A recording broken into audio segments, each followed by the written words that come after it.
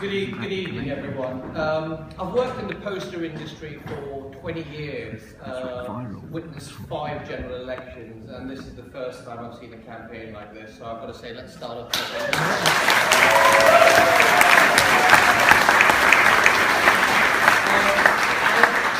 I stumbled upon this totally by accident. Somebody was talking to me about crowdfunding, and I looked at the website and I saw this Am An Immigrant campaign.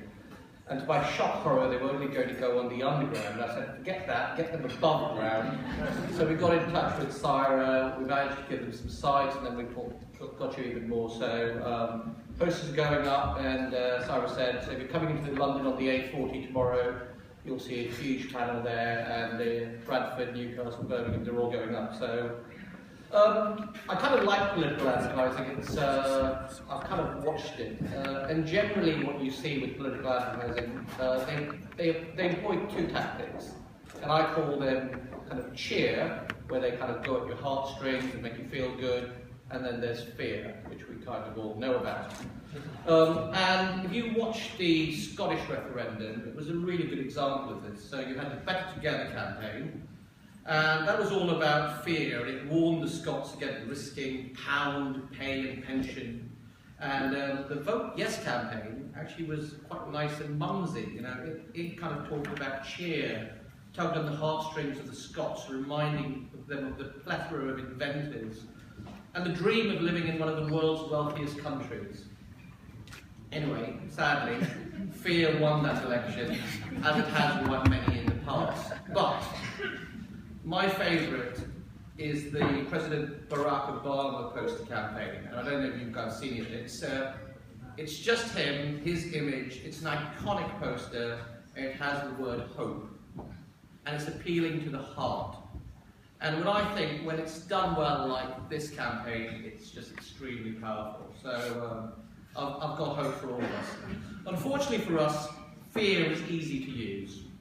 Anti-immigration appeals to large numbers of people, and UKIP in the European elections focused on an anti-immigration campaign. They ran several edgy creative executions, and the one that actually created the most issues, and I'm sure some of you will remember it, it was a British construction worker sitting down, and he was supposed to be homeless, and the tagline was unlimited cheap labour.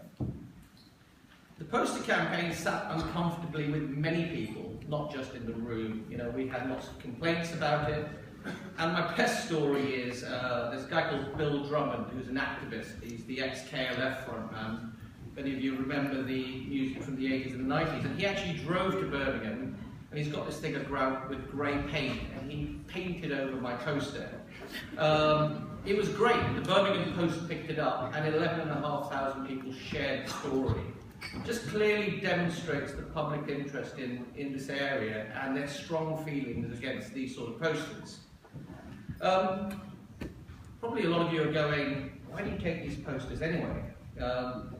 Being the son of an immigrant and the CEO of a business which employs a diverse workplace puts me in a tricky and a morally difficult position when it comes to displaying posters with these sorts of messages.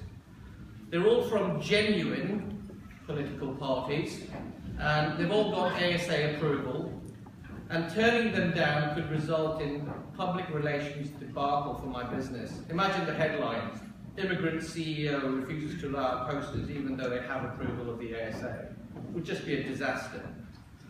So when I saw this work, I was excited as the content was positive. It was using cheer, which is going to counteract the fear which is going to come in the next few weeks. It'll be abundant in the media, social media, and I just want to thank you for coming up with this initiative, and I'm extremely glad to be able to assist you in making it happen. Thank you.